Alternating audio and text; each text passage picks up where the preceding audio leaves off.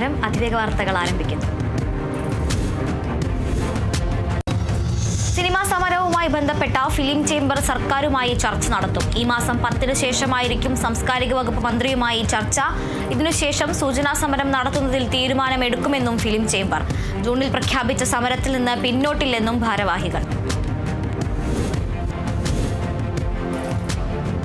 Ragging വിരുദ്ധ നിയമം നടപ്പാക്കാൻ ചട്ടം രൂപീകരിക്കാൻ ഹൈക്കോടതി നിർദ്ദേശം. സംസ്ഥാനത്ത് നിയമമുണ്ടെങ്കിലും ചട്ടം രൂപീകരിച്ചിട്ടില്ലെന്ന കണ്ടെത്തലിന്റെ അടിസ്ഥാനത്തിലാണ് ഉത്തരവ്. റാഗിംഗ് കേസുകളിൽ സർക്കാർ കർശന നടപടി സ്വീകരിക്കുന്നില്ലെന്ന് ചൂണ്ടിക്കാട്ടി കേരള ലീഗൽ സർവീസസ് അതോറിറ്റി സമർപ്പിച്ച പൊതുതാൽപര്യ ഹർജിയാണ് ചീഫ് ജസ്റ്റിസ് അധ്യക്ഷനായ ബെഞ്ച് പരിഗണിച്ചത്. ആശാ വർക്കർമാരുടെ രാപ്പകൽ സമരം 24-ാം ദിവസം. കേന്ദ്ര ഫണ്ടിനെ ചൊല്ലി കേരളവും കേന്ദ്രവും തർക്കം തുടരുന്നു. ബജറ്റിന് പുറമെ 120 കോടി അധികം നൽകിയെന്ന കേന്ദ്രവാദത്തെ സംസ്ഥാന സർക്കാർ തള്ളി. സർക്കാരിനെതിരെ സമരം കടുപ്പിച്ച് ആശാ വർക്കർമാർ. കോൺഗ്രസിനെതിരെ രൂക്ഷ വിമർശനവുമായി മുഖ്യമന്ത്രി പിണറായി വിജയൻ. കോൺഗ്രസ് ബിജെപിക്ക് വളരാൻ മണ്ണൊരുക്കുന്നുവെന്ന വിമർശനം. യഥാർത്ഥ മതനിരപേക്ഷ പാർട്ടിക്ക് കോൺഗ്രസിനെ വിശ്വസിക്കാൻ കഴിയുമോ എന്നും മുഖ്യമന്ത്രി. മുസ്ലിം ലീഗിനെ പോലുള്ള പാർട്ടികൾ ഇത് ആലോചിക്കട്ടെ എന്നും മുഖ്യമന്ത്രി വിമർശിച്ചു. CPIM സംസ്ഥാന സമ്മേളനത്തോടനുബന്ധിച്ച് എഴുതിയ ലേഖനത്തിലാണ് വിമർശനം.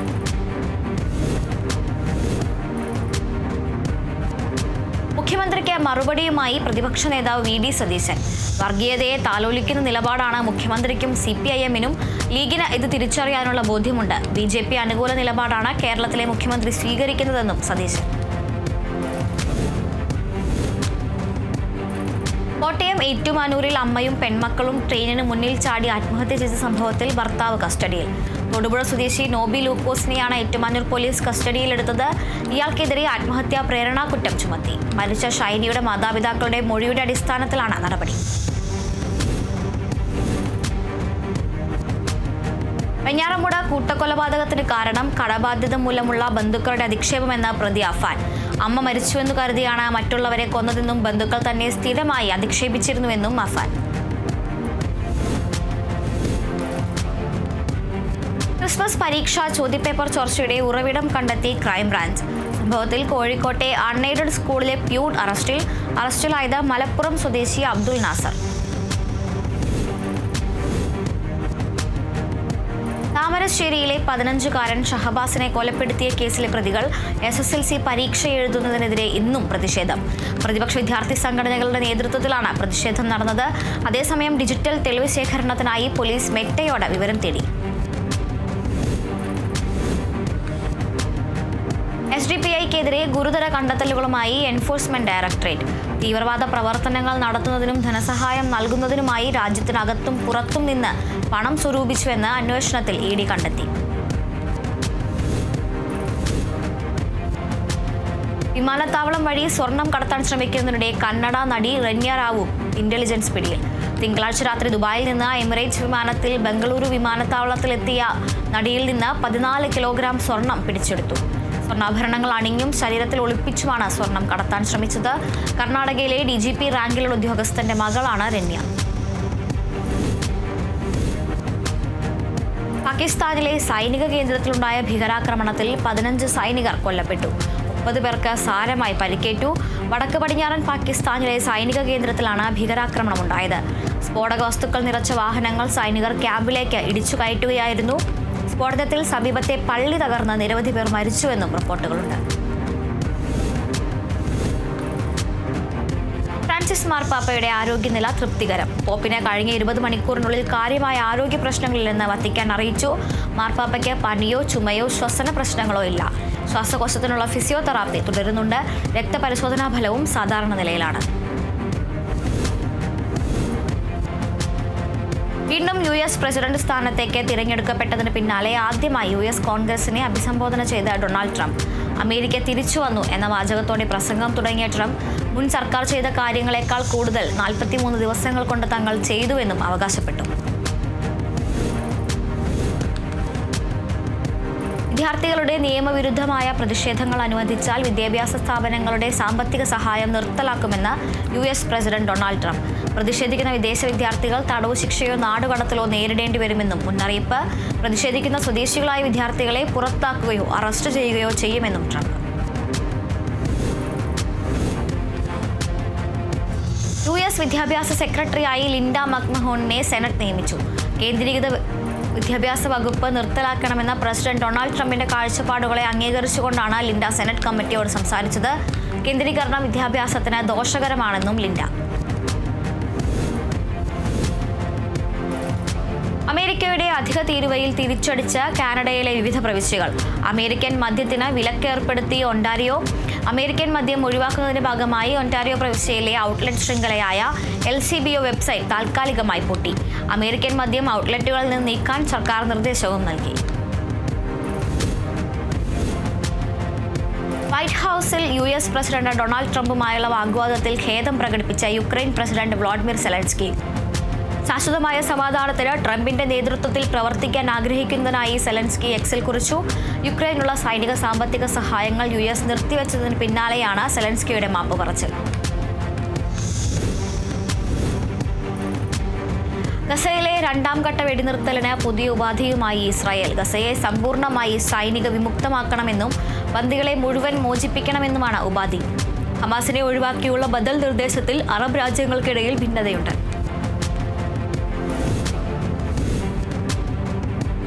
ചന്ദ്രനിൽ ഇറങ്ങിയ ശേഷമുള്ള ആദ്യ സൂര്യോദയം പകർത്തി ഫയർഫ്ലൈ എയ്റോസ്പേസ് എന്ന സ്വകാര്യ കമ്പനിയുടെ ബ്ലൂ ഗോസ്റ്റ് മൂൺലാൻഡർ. ബ്ലൂ ഗോസ്റ്റ് പകർത്തിയ ചിത്രം ഫയർഫ്ലൈ എയ്റോസ്പേസ് എക്സിൽ പങ്കുവച്ചു. ജനുവരി 15-നാണ് SpaceX ഫാൽക്കൺ 9 റോക്കറ്റിൽ ഈ ലാൻഡർ വിക്ഷേപിച്ചത്. ലോകത്തിലെ ഏറ്റവും വലിയ മഞ്ഞുമലയായ A23A കരയ്ക്കടിഞ്ഞു. ബ്രിട്ടീഷ് ദ്വീപായ സൗത്ത് ജോർജിയയ്ക്ക് സമീപം ആഴം കുറഞ്ഞ വെള്ളത്തിലാണ് മഞ്ഞുമല കരയ്ക്കടിഞ്ഞത്. 1986-ൽ അന്റാർട്ടിക്ക ഐസ് ഷെൽഫിൽ നിന്ന് വേർപെട്ട് ഒഴുകാൻ തുടങ്ങിയ മഞ്ഞുമല 30 വർഷത്തിലേറെയായി കടൽ തീരത്ത് കുടുങ്ങിക്കിടക്കുകയായിരുന്നു.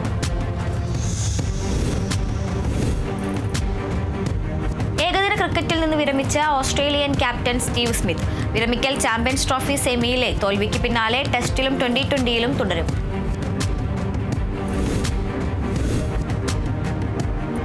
സ്വകാര്യ ആശുപത്രികളിൽ രോഗികളെ ചൂഷണത്തിനിരയാക്കുന്നത് തടയാൻ നയമുണ്ടാക്കണമെന്ന് കേന്ദ്ര സംസ്ഥാന സർക്കാരുകളോട് സുപ്രീം കോടതി.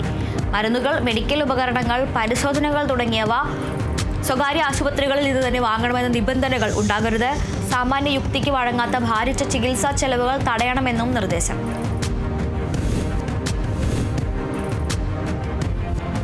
തിരുവനന്തപുരം നെടുമങ്ങാട് ജില്ലാ ആശുപത്രിയിൽ 2 നവജാത ശിശുക്കളടക്കം 5 പേർ ലിഫ്റ്റിൽ കുടുങ്ങി. ആശുപത്രിയിലെ പ്രസവ വാർഡ് സ്ഥിതി ചെയ്യുന്ന കെട്ടിടത്തിലെ ലിഫ്റ്റിലാണ് അരമണിക്കൂറോളം കുടുങ്ങിക്കിടന്നത്. ഇലക്ട്രിക് തകരാർ കാരണം ലിഫ്റ്റ് പ്രവർത്തനം നിലയ്ക്കുകയായിരുന്നു.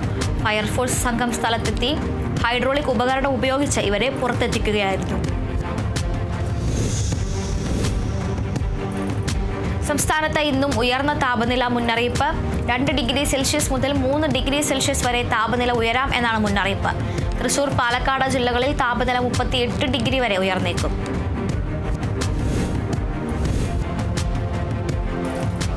ലഹരിക്കും അതിക്രമത്തിനുമെതിരെ CPIM മുന്നിട്ടിറങ്ങുകയാണെന്ന് CPIM ജില്ലാ സെക്രട്ടറി MV ജയരാജൻ. മാർച്ച് 10 മുതൽ 12 വരെ 236 കേന്ദ്രങ്ങളിൽ പദയാത്രയും ബഹുജന സംഗമങ്ങളും സംഘടിപ്പിക്കും. ലഹരിയും ഹിംസയും വേണ്ട എന്ന സന്ദേശമാണ് ക്യാമ്പയിൻ ഉയർത്തുന്നതെന്നും MV ജയരാജൻ.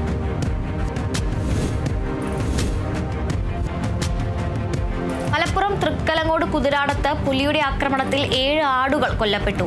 തൃക്കലങ്ങോട് സ്വദേശി കരീമിന്റെ വീട്ടിലെ 7 ആടുകളെയാണ് പുലി കൊന്നത്.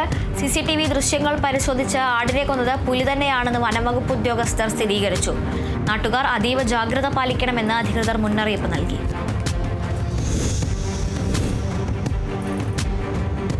കണ്ണൂർ കരിക്കോട്ടക്കരി ടൗണിന് സമീപം ഇറങ്ങിയ കുട്ടിയാനയെ മയക്കുവെടി വെച്ചു. മയക്കുവെടി വെച്ചത് വയനാട്ടിൽ നിന്നെത്തിയ വെറ്റിനറി സംഘം. ഇന്ന് രാവിലെ ടൗണിന് സമീപം ഇറങ്ങിയ കാട്ടാന വനംവകുപ്പ് ഉദ്യോഗസ്ഥർക്ക് നേരെ പാഞ്ഞെടുത്തിരുന്നു. കുട്ടിയാനയ്ക്ക് ചെറിയ പരിക്കുണ്ടെന്ന് വനംവകുപ്പ് അറിയിച്ചിരുന്നു.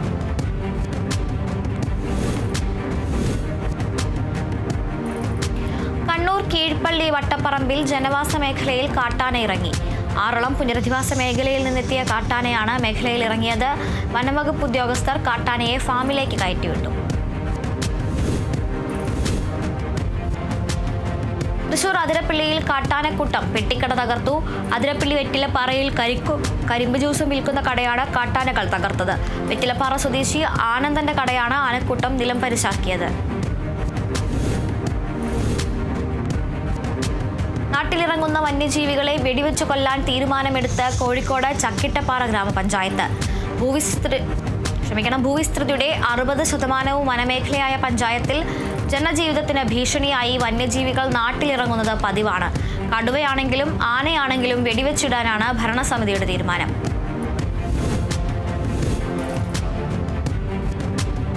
മലപ്പുറം മമ്പാട് കാട്ടുപൊയിലിൽ തൊഴിലുറപ്പ് തൊഴിലാളികൾക്ക് കടന്നൽ കുത്തേറ്റു. കുത്തേറ്റ തൊഴിലാളികളെ മമ്പാട് പ്രാഥമിക ആരോഗ്യ കേന്ദ്രത്തിൽ പ്രവേശിപ്പിച്ചു. തെങ്ങിൻ തോട്ടത്തിൽ ജോലി ചെയ്യുന്നതിനിടെയായിരുന്നു കടന്നൽ കുത്തേറ്റത്. ശരീരമാസകലം കുത്തേറ്റ തൊഴിലാളികൾ പ്രാഥമിക ആരോഗ്യ കേന്ദ്രത്തിൽ ചികിത്സയിലാണ്. കോഴിക്കോട് പയ്യാനക്കലിൽ തെരുവു നായ്ക്കൾ പശുക്കിടാവിനെ കടിച്ചുകൊന്നു. 1.5 വയസ്സുള്ള പശുക്കിടാവിനെ പാതി ഭക്ഷിക്കുകയും മറ്റു പശുക്കളുടെ വാലും ചെവിയും കടിച്ചു മുറിക്കുകയും ചെയ്തു. ജിഷിത് കുമാർ എന്നയാളുടെ ഉടമസ്ഥതയിലുള്ള സ്ഥലത്ത് കെട്ടിയിട്ട പശുക്കളാണ് ആക്രമിക്കപ്പെട്ടത്. അതിവേഗ വാർത്തയിൽ ഇനിയൊരു ഇടവേള.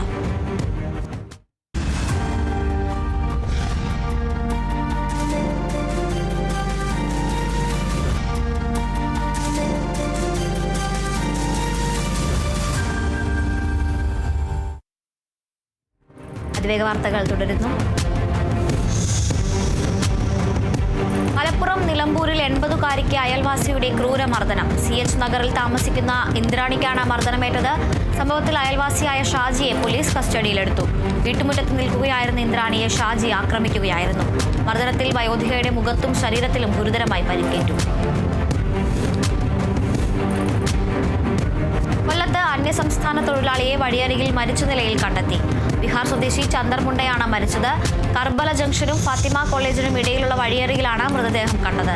പോലീസും ഡോഗ് സ്ക്വാഡും സ്ഥലത്തെത്തി പരിശോധന നടത്തി. തിരുവനന്തപുരം നെയ്യാറ്റിൻകരയിൽ യുവാവിന് കുത്തേറ്റു. ആരംഗമുകൾ സ്വദേശി രാഹുലിനാണ് കുത്തേറ്റത്. രാഹുലിനെ ആക്രമിച്ച പുന്നക്കാട് സ്വദേശി ബിനുവിനും പരിക്കേറ്റു. നെയ്യാറ്റിൻകരയിലെ ഉത്സവാഘോഷ യാത്രക്കിടെയുണ്ടായ വാക്കേറ്റമാണ് കത്തിക്കുത്തിന് കാരണമായത്. നെയ്യാറ്റിൻകര പോലീസ് കേസെടുത്ത് അന്വേഷണം ആരംഭിച്ചു. മലപ്പുറം നിലമ്പൂരിൽ തേനെടുക്കാൻ പോയ ആദിവാസി യുവാവ് മരത്തിൽ നിന്നും വീണ് മരിച്ചു. ചുങ്കത്തറ കുറുമ്പലംകോട് സ്വദേശി വേണുവാണ് മരിച്ചത്. മരത്തിന് മുകളിൽ നിന്ന് കാൽ വഴുതി വീഴുകയായിരുന്നു. കൊല്ലം ചാത്തന്നൂരിൽ കിണറ്റിൽ വീണ ആടിനെ രക്ഷിക്കാൻ ശ്രമിക്കുന്നതിനിടെ മധ്യവയസ്കൻ മരിച്ചു. കൊല്ലാക്കുഴ കൊച്ചുവിള സ്വദേശി ബാബുവാണ് മരിച്ചത്. മലപ്പുറം മഞ്ചേരിയിൽ സ്കൂൾ ഓട്ടോയും ബസ്സും കൂട്ടിയിടിച്ച അപകടം. 4 വിദ്യാർത്ഥികൾക്ക് പരിക്ക്. മഞ്ചേരി ചരണിയിലാണ് അപകടമുണ്ടായത്.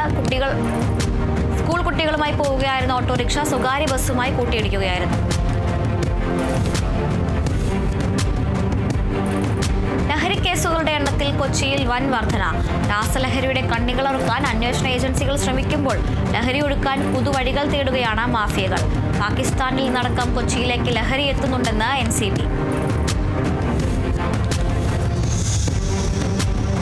മലപ്പുറത്ത് എക്സൈസ് വകുപ്പിന്റെ മിന്നൽ പരിശോധനയിൽ കഞ്ചാവുമായി 3 ഇതര സംസ്ഥാന തൊഴിലാളികൾ പിടിയിൽ. 3 കേസുകളിലായാണ് ഇവരെ പിടികൂടിയത്. സംഭവങ്ങളിൽ പങ്കാളികളായ എല്ലാവരെയും മലപ്പുറം എക്സൈസ് അറസ്റ്റ് ചെയ്തു. മലപ്പുറത്തെ ലഹരി മാഫിയക്കെതിരെ ശക്തമായ നടപടികളുമായി പോലീസ്. വളാഞ്ചേരി സ്റ്റേഷൻ പരിധിയിൽ മാത്രം 3 മാസത്തിനിടെ 100-ലധികം കേസുകളാണ് റിപ്പോർട്ട് ചെയ്തത്. ബസ് സ്റ്റാൻഡിലും പരിസര പ്രദേശങ്ങളിലും പരിശോധന കർശനമാക്കിയപ്പോൾ ലഹരി വിൽപ്പനയും ഉപയോഗവും ഗ്രാമപ്രദേശങ്ങളിൽ വർദ്ധിച്ചു. തൃശൂരിൽ K9 സ്ക്വാഡും കൊടുങ്ങല്ലൂർ പോലീസും നടത്തിയ പരിശോധനയിൽ തീരദേശത്ത് നിന്ന് രാസലഹരിയും കഞ്ചാവും പിടികൂടി. സൂരജ്, വിഷ്ണു എന്നിവരെയാണ് കൊടുങ്ങല്ലൂർ പോലീസ് അറസ്റ്റ് ചെയ്തത്. ഇവരിൽ നിന്നും MDMA, കഞ്ചാവ്, ഇവ തൂക്കി വിൽക്കുവാനുള്ള 4 ത്രാസുകൾ, വിൽപ്പനയ്ക്കായി ഉപയോഗിക്കുന്ന മൊബൈലുകൾ എന്നിവ കണ്ടെടുത്തു. തിരുവനന്തപുരം സ്വദേശിയായ 34-കാരിയുടെ ആത്മഹത്യയിൽ തൃശൂർ സ്വദേശിയായ ഭർത്താവ് അറസ്റ്റിൽ. മതിലകം കടുവിലങ്ങ് സ്വദേശി ചേനോത്തുപറമ്പിൽ 40 വയസ്സുള്ള പ്രശാന്താണ് അറസ്റ്റിലായത്. പ്രശാന്തിന്റെ പീഡനമാണ് യുവതിയെ ആത്മഹത്യയിലേക്ക് നയിച്ചത്.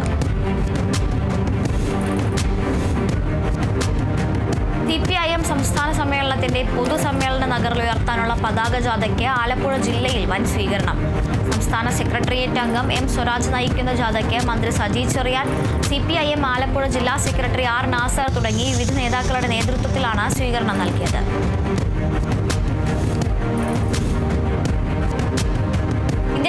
കോൺഗ്രസ് കിളിനല്ലൂർ മണ്ഡലം കമ്മിറ്റിയുടെ നേതൃത്വത്തിൽ രാപ്പകൽ സമരം സംഘടിപ്പിച്ചു.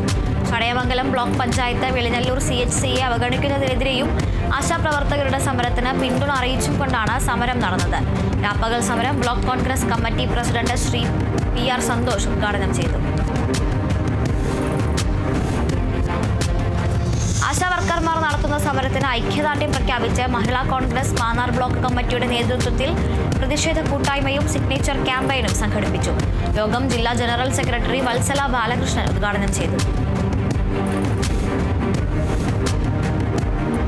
തൃശൂർ വടക്കാഞ്ചേരി RT ഓഫീസിന് മുന്നിൽ ഓട്ടോറിക്ഷ തൊഴിലാളികൾ പ്രതിഷേധ ധർണ നടത്തി.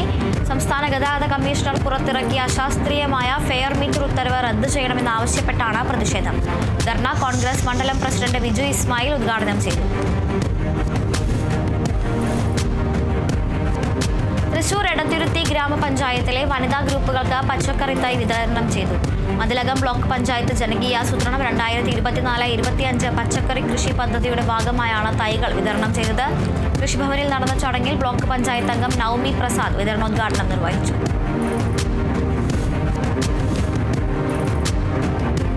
തൃശൂർ കണ്ടശാം കടവിൽ പഞ്ചായത്ത് തല പഠനോത്സവം സംഘടിപ്പിച്ചു. പഞ്ചായത്ത് പ്രസിഡന്റ് സൈമൺ തെക്കത്ത് ഉദ്ഘാടനം നിർവഹിച്ചു. വിദ്യാഭ്യാസ standing committee chairperson Pushpa Viswambharan അധ്യക്ഷയായി. തൃശൂർ പെരിങ്ങോട്ടുകരയിൽ Lions Club International cloth bank പദ്ധതി പ്രകാരം കാരുണ്യ വൃദ്ധസദനത്തിൽ വസ്ത്രങ്ങൾ നൽകി. വസ്ത്രങ്ങൾ cloth bank coordinator Lion Peethambaran പ്രാരംഭത്ത് വിതരണം നടത്തി. വാർഡ് മെമ്പർ ആൻഡോ തൊറയൻ വിതരണം ഉദ്ഘാടനം ചെയ്തു. കാസർഗോഡ് പള്ളിക്കര കേടമംഗലം ഭഗവതി ക്ഷേത്രത്തിലെ പെരുങ്കളിയാട്ട മഹോത്സവത്തിന് തുടക്കമായി.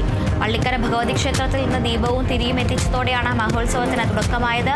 മാനവീയം സൗഹൃദ സംഗമം ഗോവ ഗവർണർ PS ശ്രീധരൻപിള്ള ഉദ്ഘാടനം ചെയ്തു.